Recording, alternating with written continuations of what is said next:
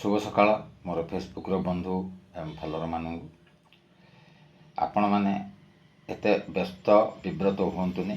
Monetization समस्त हम। Monetization कर सिंपल 5टी प्रक्रिया मुझे जन। नंबर 1 प्रोफेशनल डैशबोर्ड को एक्टिवेट करूँ।